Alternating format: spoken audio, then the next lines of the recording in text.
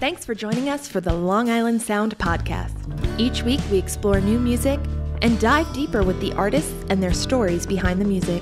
Please subscribe and rate and review us wherever you stream this podcast. Here's your host, Steve Yusko. Hey everybody, I am really so excited. I ran into this group. They found me. Go figure. You know, I usually deal with a lot of old singers and stuff. Only kidding. Audawind is a sister and twin brother group, or somebody's the twins in this. They have a new song that they just released called Chug-a-Lugga, which is a really cool party song and brought me back to my days of, I used to chug a few beers back in the day. Hey guys, welcome to the Long Island Sound podcast. So good to have you. And introduce yourself so we know who's who. Thank you so much for having us. We're really excited to be on this podcast. We're just really looking forward to it. I'm Shelby. I'm Sam. And I'm Ben. Ben's the brains behind the operation, from what I understand. Thank you. And That's what he says. But the weirdest thing is Ben's the drummer. Like, what the hell? You know, usually the dopey guy, no offense, is the drummer, you know. And he's never the guy who, writes the music. And Mom writes as well with you guys, right? Yeah. Our mom is our biggest supporter, and she's never missed a show. Never missed a gig, and we play a lot. And she's just a great lyricist. So her and I usually, and Ben, do the lyrics. And Ben comes up with all of the music. And Sam's our producer. And then he just, totally rounds out the song and just makes it that Audawind sound. Yeah. Nice. Now, do you guys record in your home or your apartment? Or do you go to a studio? What's your approach after you've kind of cultivated the song together, as far as, do you do a rough draft of it, or how do you approach it? It kind of depends. Usually, when I do my best work is right when the song's finished, within a couple hours after doing it. So Ben and these guys wrap up the lyrics and usually the chords and general tempo. So first what we do is usually we get a tempo that we like, which is really important. And then Ben does a quick acoustic guitar thing sometimes. Yeah, sometimes. And then we do scratch singing. And then I kind of just produce it from there, really however I want. Usually kind of my philosophy with production is whatever gets your attention immediately with whatever it is, that's what you gotta go with. So I have a very short attention span. So I think that helps. Yeah, that ADD. A lot of creatives have ADD, and I've been guilty of, hey, squirrel? Oh, yeah, of that. So that kind of happens. Hey, I'm really kind of intrigued about your dynamic as a family. So bring me back about 10 years, musical family. How fertile is the field that you grew up in that said, the three of you, hey, I want to sing, hey, I want to be in music, and how did that really come about? Yeah, so I started first because I'm the oldest, and I knew I always wanted to be on stage. Whenever there was an opportunity, I got up on stage. If you know the Big Duck, I won the quacking contest when it opened. That was me. I know. Nice, congratulations. Thank you.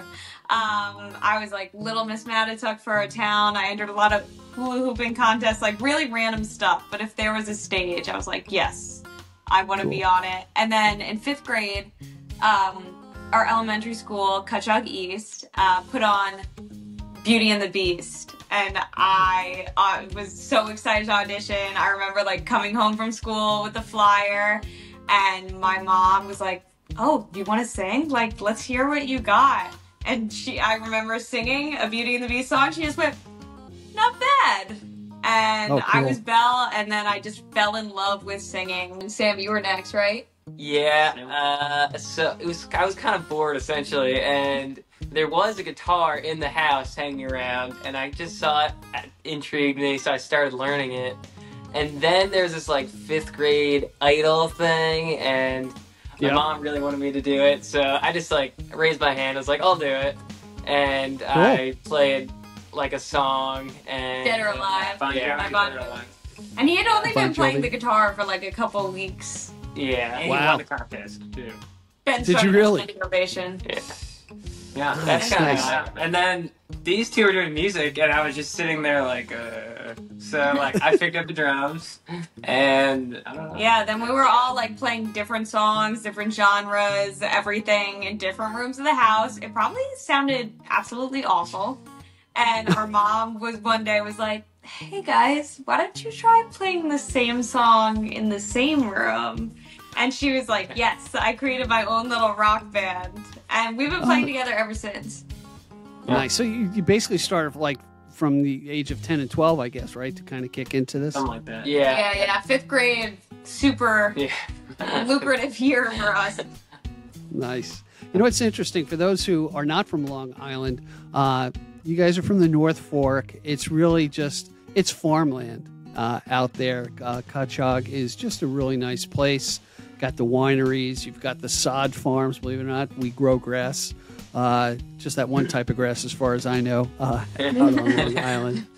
But there is a at least for me a romantic New England type of feel to out east.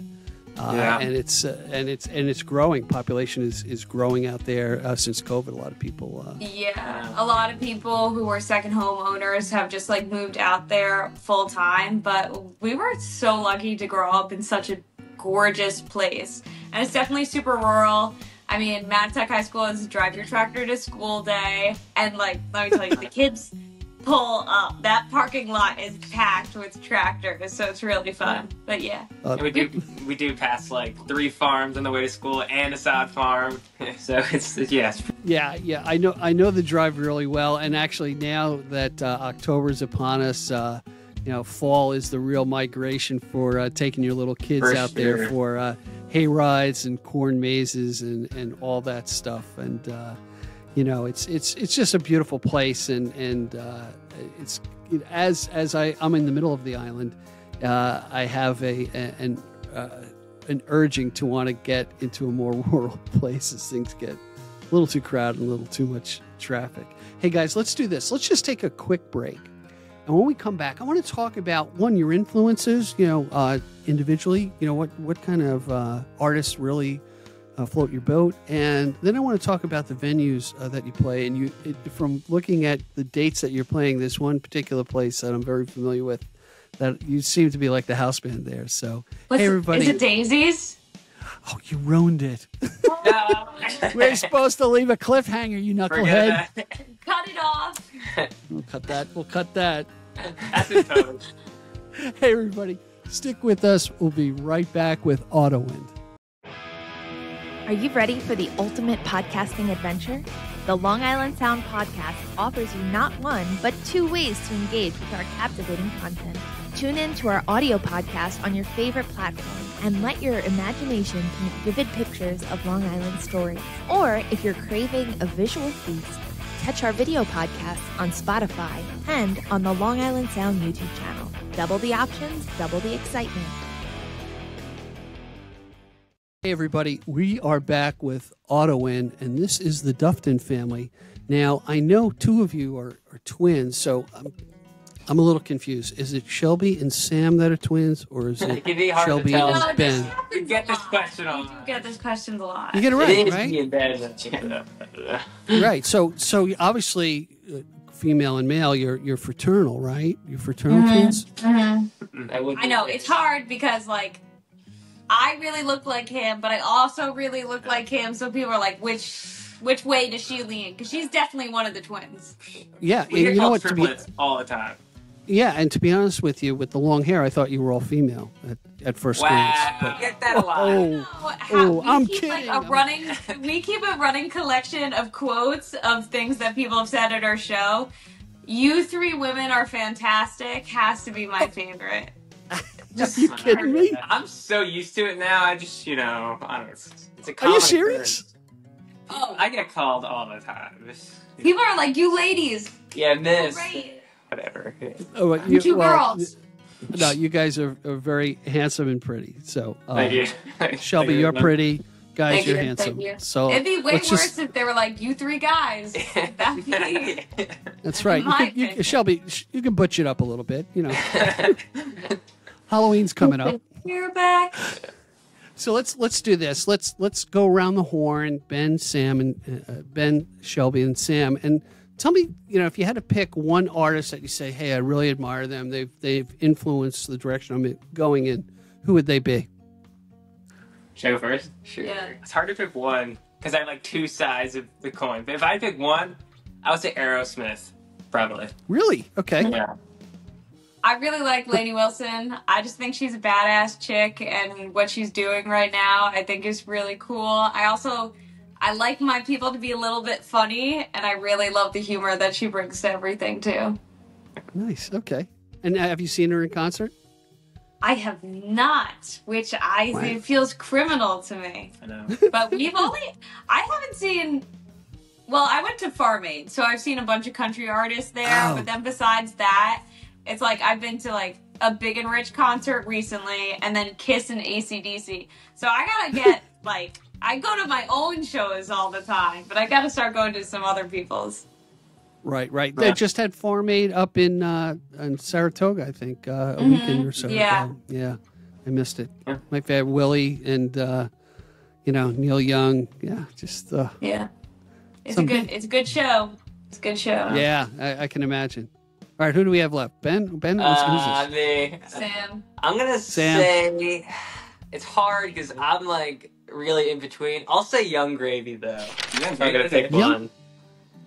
He's going rap. Yeah, it's a rap. It's definitely a rapper, but I don't know. I like some of the stuff that goes on in that. So Super fresh. yeah.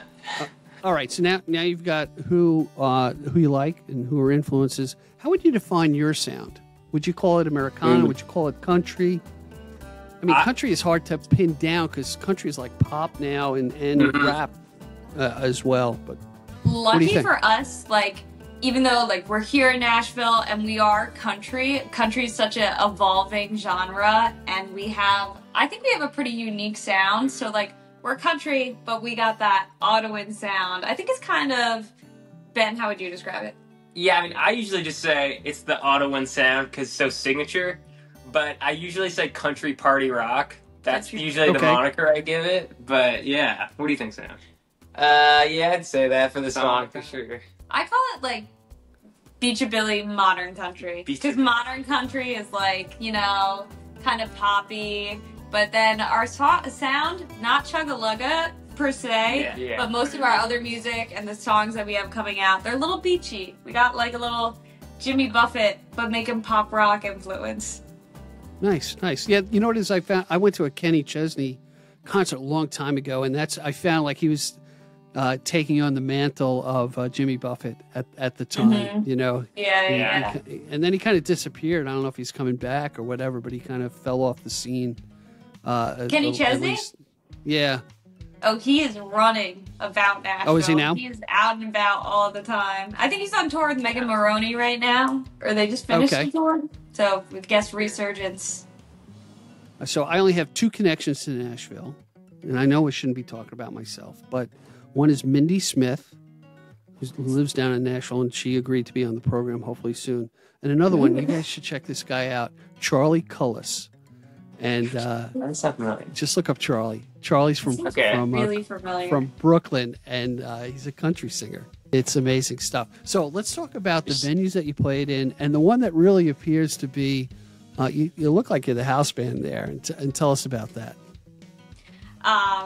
So we play all over the East End, all over Long Island. We played at a bunch of wineries and then a bunch of bars in the Hamptons and just a bunch of places. But lately we've been playing a lot at Daisy's Nashville Lounge. This place, I love Daisy's. I love the owners. They're so sweet. Brian is like the nicest person ever. Everyone that works there is fantastic. And it's just this beautiful like slice of Nashville. It's the most beautiful honky-tonk you've ever seen. Nicer than the ones in Nashville. Way nicer than the Nashville ones. Like I would pick Daisy's any day. And we just love playing there. And we have been playing at their Patchogue location a bunch, but they just opened up a Miller Place location. Oh, and okay. We toured it before it opened. So gorgeous. It's really great. Oh, really? Yeah, he even has like the stage is so much bigger than the Patchogue location. And rite of passage for country musicians is playing at the Grand Ole Opry and stepping into the circle. And they even put like a circle right on their stage so all of their musicians can like step into the Daisy circle. And it's just really nice. Neat. Yeah. That's really neat. Yeah, because they just, I think one of the music stations, The Wolf or something, is now a country station.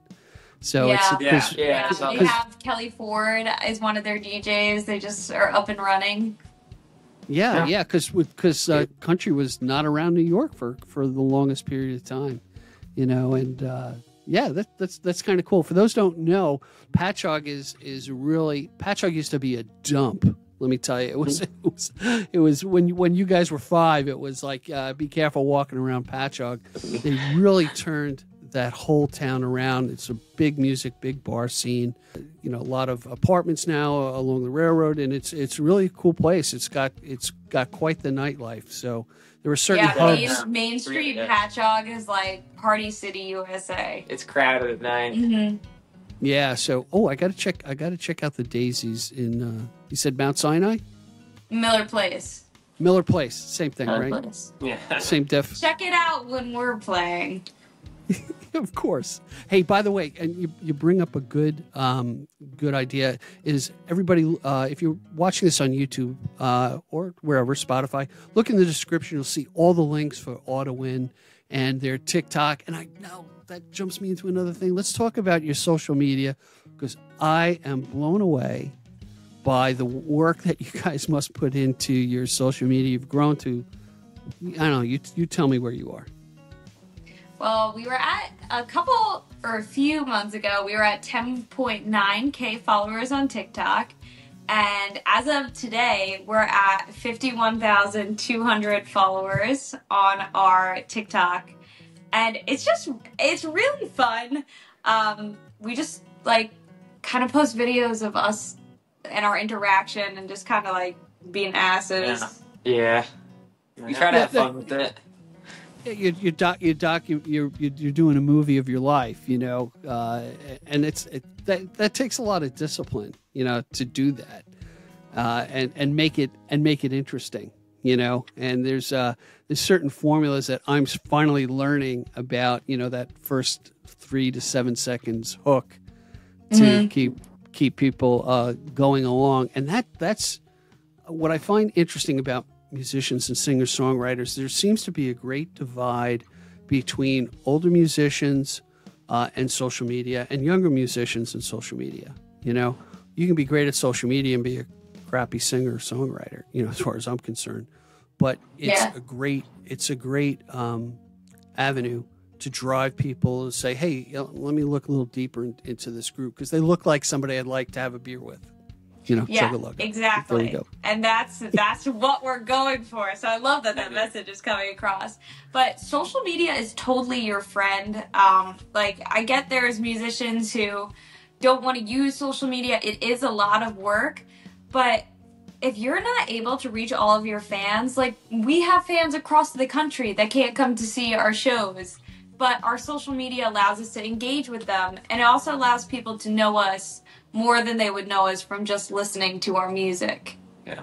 Right. And, you know, that's always been my curiosity of, you know, one, when we're going out, my wife and I, it's like, okay, where's their good beer?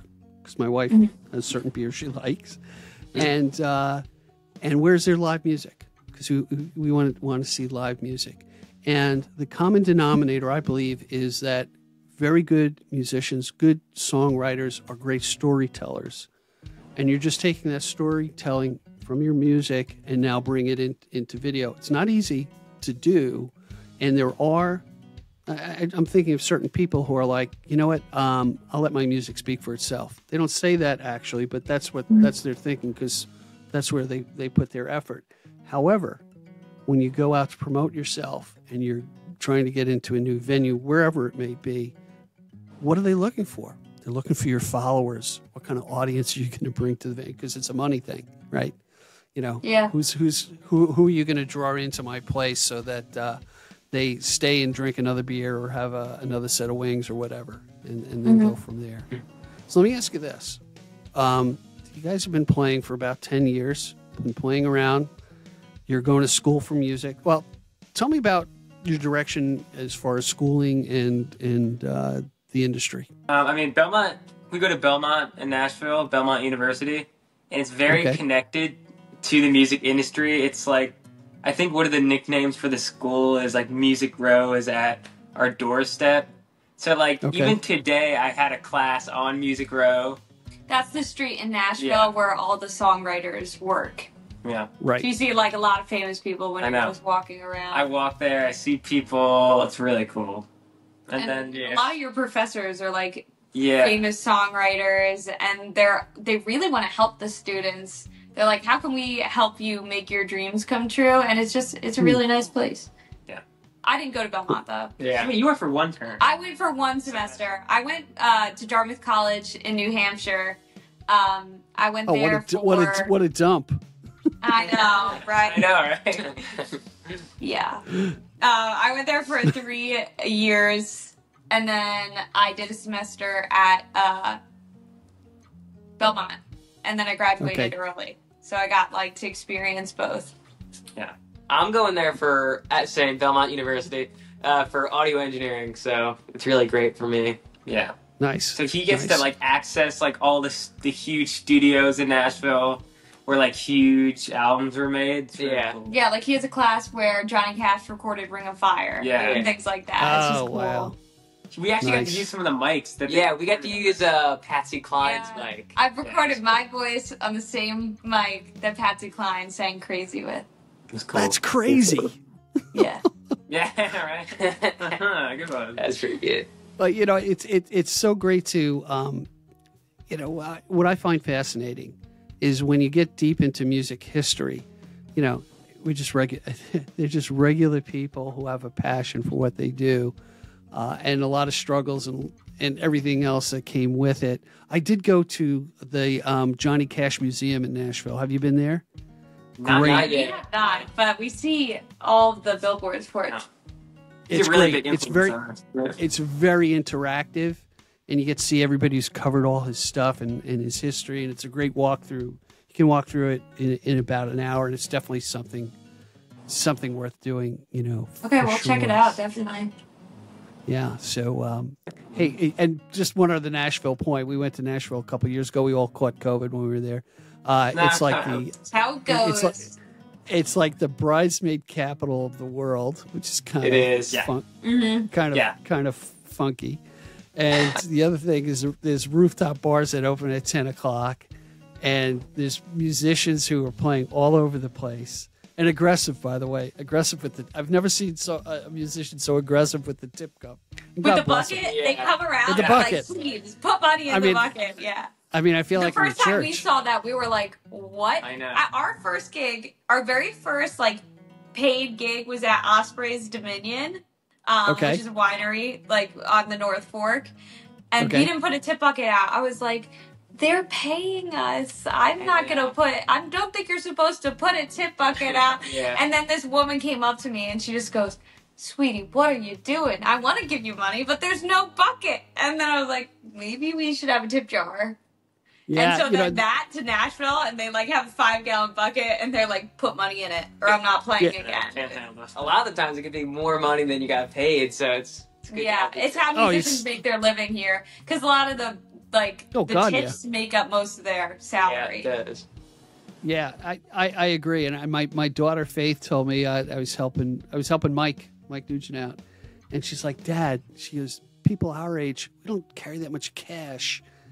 You got to have a virtual tip jar. You have to have something with, you know, your QR code for your PayPal or your Venmo or whatever, or your Zelle, you know, so people can tip you. I'm like, that's a great idea. So that's what we do. And then the other thing we do is, and my wife is great for this, you know, if we're listening to a musician and there's no tip cup up there, we go to the bar, get a pitcher, get a pint glass or whatever, and we put it on a stool.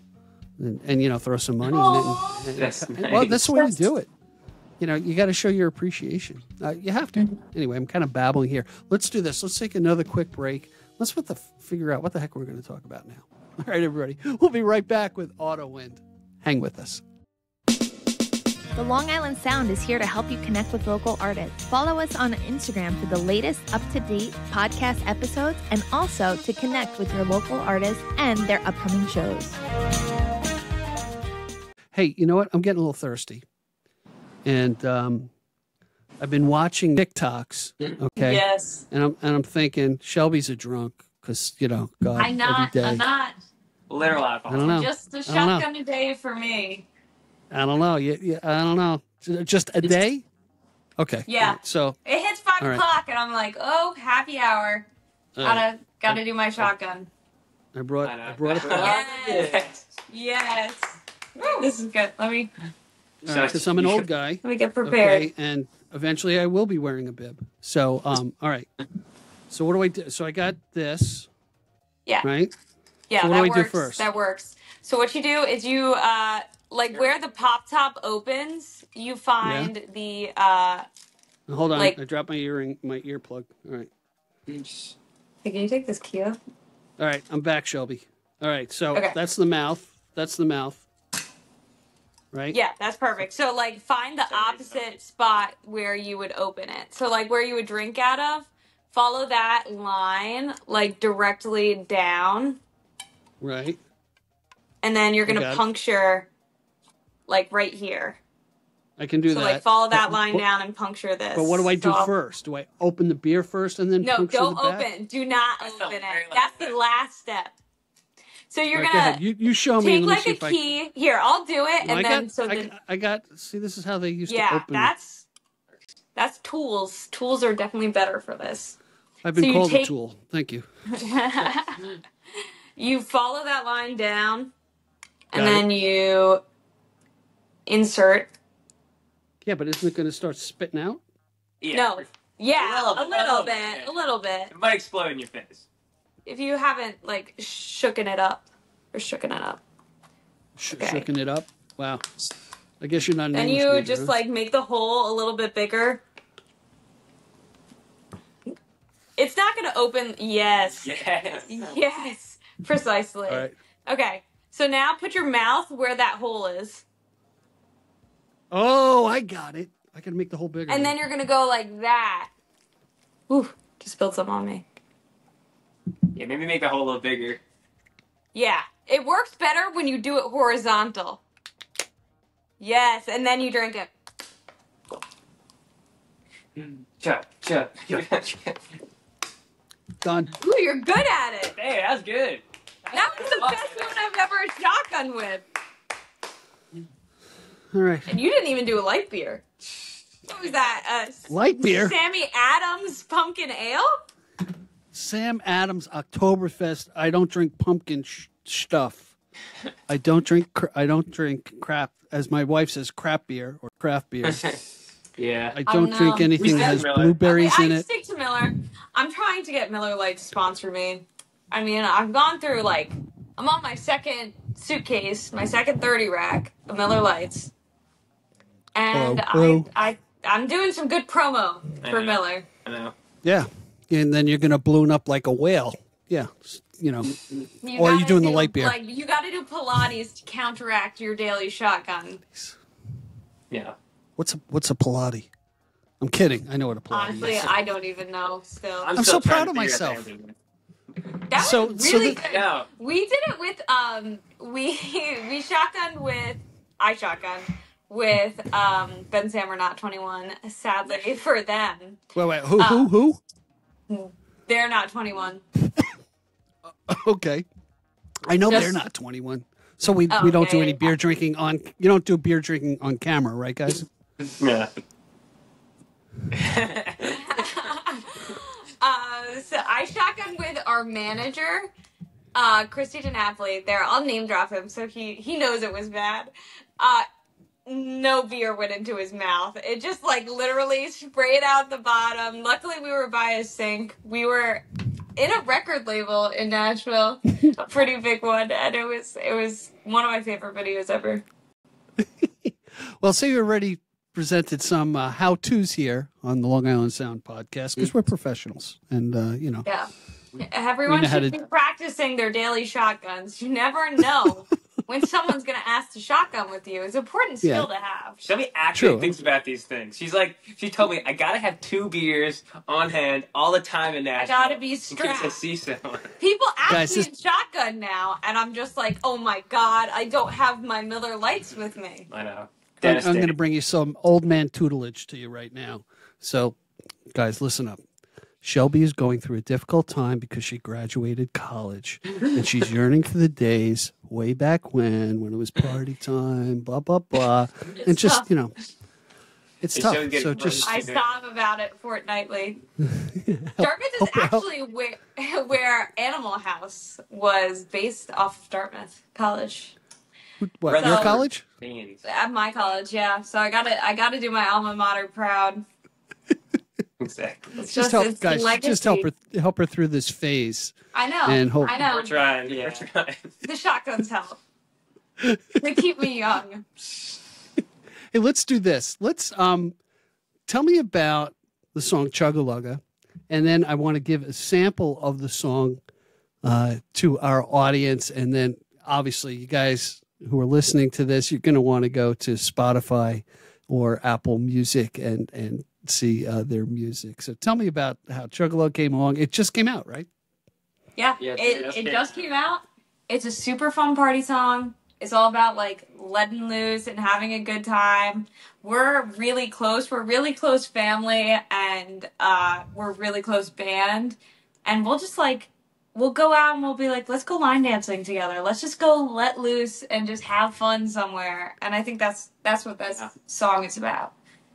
Nice. Yeah. All right. Any thoughts? I agree. Family that sticks together, parties together.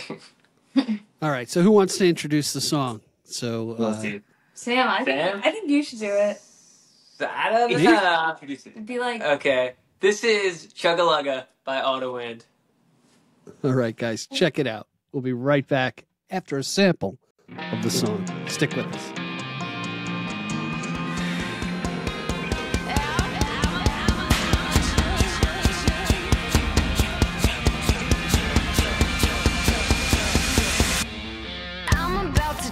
This train off the tracks, and I'm about to go and throw it on back. I'm about to rip and cut up a rug. I'm about to chug, chug, chug, chug. Chugga-Lugga, Chugga-Lugga, Chugga-Lugga, Chugga-Lugga, Chugga-Lugga, Chugga-Lugga, Chugga-Lugga, Chugga-Lugga. I'm gonna. Everybody, we just heard a snippet of Chugga-Lugga, and you guys have to check out this group. They're on TikTok, they're on YouTube. Look up Audawind, and you'll see it in the description below. So while we were listening to the snippet of the song, we were talking about the business of music and getting gigs. Shelby, kind of jump into that point of the conversation of you guys handle your own business of the music business. So we have like a team that we can work with, and we have a manager, but we also have a big do-it-yourself kind of attitude. Like everything is in-house for us. Ben is our main songwriter. Sam's our producer, and I'm on the business side of things. Great. So booking gigs, when it comes down to it, and like musicians who are just starting out, it's really just like feet on the pavement and just nose to the grindstone and working hard to get those gigs. I send so many emails a day. Like before we played at Daisy's, I think I sent a bunch of emails. He was like, okay, fine. And then Ben Sam went in for an interview because I was at college. And he was like, okay, we'll work with you. So like, and then now we love them. And they're our favorite place. So don't be discouraged by like getting turned down by places. Also, I wouldn't worry about being annoying. I send a lot of follow-up emails too. Yeah, no, that's, let me ask you this then. So the people that you're prospecting to get gigs from, what do they ask for? What do they ask you when you say, hey, we're this, we're that? Are they asking for proof? Like, what kind of collateral are they looking for? Yeah, obviously, if someone's gonna like pay you or have you represent their venue in a way, they want to make sure that you sound good and that you're legitimate. So I usually send some videos of us playing live, and then sometimes I send some recorded music. When we were starting out, sending videos of us playing live was actually more difficult because we look so young. People are like, I don't know, a bunch of preteens in here. It's gonna make my beer taste bad. So Right. it was. I think it's probably easier for us now. But yeah, pictures, some live videos, some music. Sometimes if you can like network with people and have someone reach out for you, it's always better to be like, hey, so and so said I would be really good for your venue. It's like, what would you respond? Would you respond to a spam email?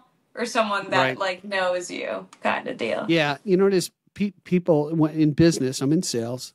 You know, people buy from people, so they want to see your energy, and you know, you almost have to, I would say, bring it up a notch when you're in person in front of somebody. You know, be bubbly, be energetic, be that entertainer at that moment. To, you know, you're selling yourself. You know. Now, let me ask you this. So there's getting into the local gigs, and you've worked the circuit out on the eastern end of Long Island, let's say, and you're playing in Tennessee, I think, as well, right? Mm-hmm. Coming up. Yeah. So you're doing that. You guys are in college, the boys. So you're going to get out. You're going to start going, looking at festivals and stuff like that.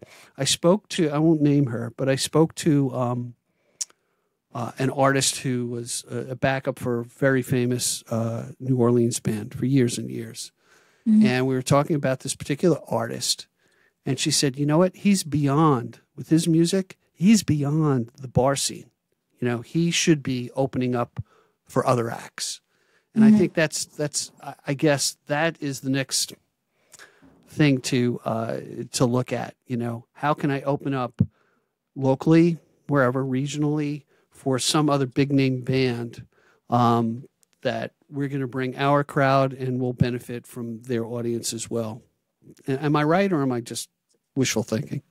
Yeah, no, I think that's like totally how it works, and just musicians supporting each other is big on like figuring out openers, and it's just like a community. So you want to be involved in your community, and I think just playing more and more places is also, sometimes a venue will be like, hey, we love you guys. I have this person that I want to stick on as an opener.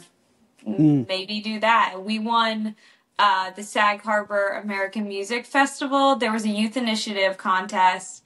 And we talked to all the people that we interacted with from that competition like years ago. And we talk to them still all the time. And we got to open the festival from that. So just taking every opportunity you get. Yeah, that's you know what is, I think that's so key, being open to the possibilities. And I've heard a common denominator, never say no, you know, always say yes. Yeah, I'll try that. I'll do this. I'll do the car show. I don't care. You want music, you're going to pay me? Oh, yeah, what the hell? You know, I'll do it. Yeah. We used to have a residency at an Italian restaurant. Yeah, pizza place. At a pizza place. Which one? Every Wednesday. Every Wednesday. You would play for 3 hours. Where was Riverhead. Rocco's. Rocco's. Very good. Oh, their pizza's so good. Yeah, they had really good pizza too, so it helped. They give us pizza. Give us pizza at the end. That's how they paid you, right? In pizza? Partially. Yeah, it's amazing. We have a small Italian place in Amityville or Lindenhurst, and I would think, and they have you know, trios there and stuff like that, and I was like, wow, all right, that's pretty cool. But I always look for the places that are going to be consistent about it. You know, I actually avoid talking to places that dabble in it. You know, it's interesting, but I do like what you mentioned about the pairing, and sometimes you can drive that on your own. So I know a lot of older acts, you know, so we've put together showcases where we've had a younger artist come in, and it just blended well. And then they played all together at the end, which was like so cool. And you're kind of forcing networking, which I think is fun as well, you know? Yeah. Yeah. Guys, I really want to get into how you approach songwriting. Everybody has a different way of doing it. The drums kind of caught me when we were talking before this whole podcast started. Tell me how you write songs. Well, I've been writing songs for... Now, who's this? I'm Shelby? Ben? Ben. I've been writing songs for over 5 years, and I've kind of, like, over that 5 years have changed my songwriting process a lot. It was originally, like, just me, just, like, fooling around. And then I learned how to play the guitar, and then I wrote songs on guitar. And then eventually we started playing live, and that just changed everything, like 3 to 4 nights a week live. And then I just kept thinking of songs like how would I write it live? How would it go live? And then we started writing songs together. When Sam started producing songs, that's when everything really came together. And Sam came up with this really cool sound we call the Audawind sound, which you'll hear more of it in the future when we release more songs. Yeah. And I just always think of Sam's production style, and that's how I write all of my songs. So I do that, and I start my songs in drums usually, because like I'm kind of selfish and I want a good drum part. You know what I'm saying? And then I do that, and then I live with it if it's really cool. Sometimes I come up with a drum part live, like as transition music. Ben and Sam all the time just randomly go, record that. Are you recording? Someone get their phone out. Yeah. The best time to record is the first time you play it, I think. That's when you get like a magic to it. You know, there's something special about it. Yeah. And then Ben usually... And then I usually come up with a melody on top of it or a riff. He's good with the catchy melodies. Okay. Yeah, I don't really write stuff on chords. I only write parts. I don't really write chords. So we arrange it so it's like really only 4 instruments, so it hits really good live. And then Ben gives us like a rough draft of the song. Mm-hmm. And then he'll have some lyrics in there. And and they do the lyrics, and they're really good at it. They like pinpoint it and make it really. I really like our co-writing process because Ben gives us like this half-baked song, which it's just how I prefer to co-write. I know some people go in at like a blank slate and they're like, let's leave this 3-hour session with the song. But Ben comes in with something he's super passionate about. Usually he has some lyrics and we all sit down together, our mom too, and we're like, nice. What's this song going to be now? Like, what's the story? What's the hook? Let's craft everything around this, and then we just tell a story. Yeah, our mom's actually a novelist. She writes fiction. Oh, really? Yeah, she has a book actually. That's she's self-published. She's got to come on the podcast then. I know, right? Know. Yeah. She's writing a new book right now that is really good. And so we get to take her fiction writing skills into our songs. Yeah. And she always thinks about a story, which I never think about. And so the end result is this really well-crafted song that I'm really proud of. And then Sam takes it. Yeah, I try to write a lot of parts that I don't know, go well. I try to avoid acoustic strumming. I don't know. Whatever like it could be, I try to avoid the acoustic guitar usually. Yeah, do more parts. It depends. You'll hear in our music, it's like a complex web of unique sounds. And in our next song, it kind of has like that really fun, in-depth story. Sam's working on it right now. And it's just, we have a lot of fun writing. There's nothing we would rather be doing than making music together. So it's pretty awesome that we get to do that professionally. Sure. Now, this is my observation. This is what I'm getting out of your process as far as maybe tips for our songwriters and people out there.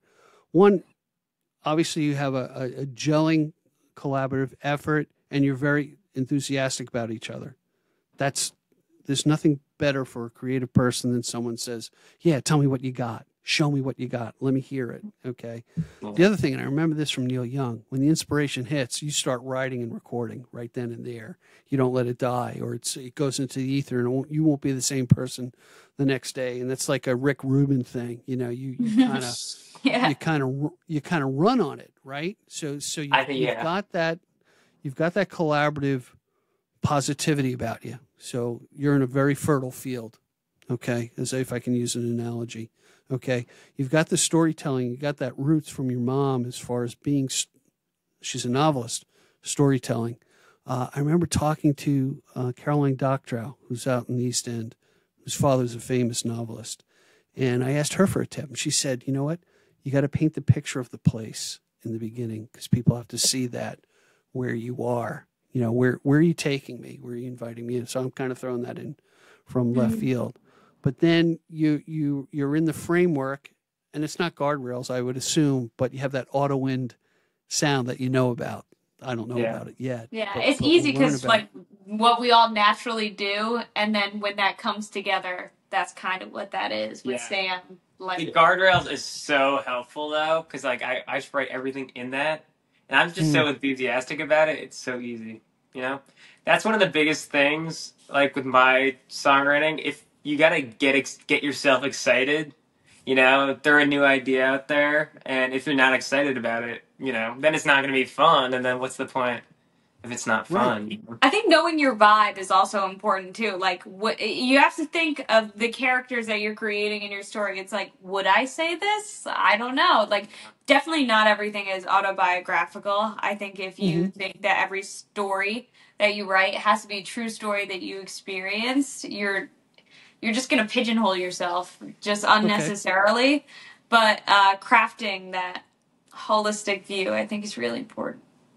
Well, it's interesting you talk about characters, right? Character in the song, you know, and I think that is driven a lot by empathy. I may not have gone through this, but I can empathize with somebody who's gone through this or that, whether it's joy, whether it's sorrow, whether it's blues, tragedy, you know, elation. You can relate to it, and if you can do it through a character in a place, you can come up with a great song. This is from a guy who's written no songs, by the way. Everyone's got a song in them. And also, like, people say things all the time. We keep a hook list going. And good. Sometimes people just say, like, the most interesting things. You can learn something from everybody. And people just say stuff, and you're like, that is so catchy. That would make a fantastic song. And we'll just be like, write it down. Yeah. That's the key. I think if it's one thing that I pull out from learning to write songs is write it down, remember it, okay, and then you can memorialize it. Don't let it go in the ether and go away because you'll never recapture it again. You go, what was that about? I know sometimes you're like, if it were good, I would remember it. That is just not the case. Yeah, I agree. It's definitely not true. I agree. Hey, guys, you know what? I've really had a great time getting to know you. You know, I got to know you a little bit through social media. I did some of my research, and you came through true. You're a fun group and energetic and joy. You're bringing joy back to this old man here. So thank you so much. That means a lot. I like that. Our social media showed how we are. That's good to know. So I look forward to, you've had a tremendous amount of information that we transfer to our audience here. I know they're going to love hearing it. I look forward to the comments that we make. I'll forward it to you for sure. And I want to say, thank you for giving me your time today. I wish you guys all the best, and I'm really interested in following your musical career. So thanks for joining me. Thank you for having me. Thank you so much. Thank you. All right, guys. Till next time, take care. Thank you. Thank you. Thank you for joining us today. I appreciate the time you spent with us. Please subscribe and comment and visit us at gigdestiny.com. Till next time, be generous with your joy, keep your spirits high, and let the music take you on a journey. Be well. Peace.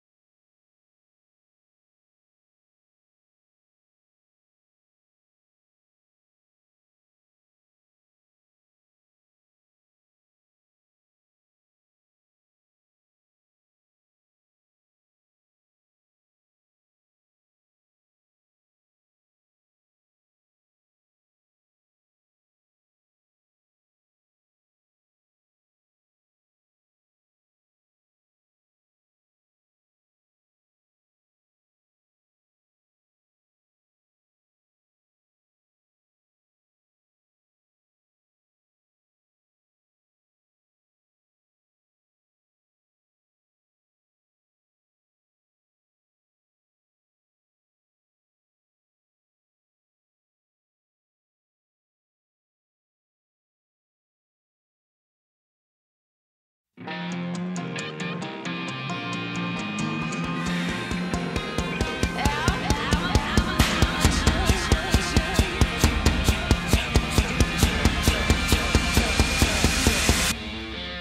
about to chug this train off the tracks, and I'm about to go and throw it on back.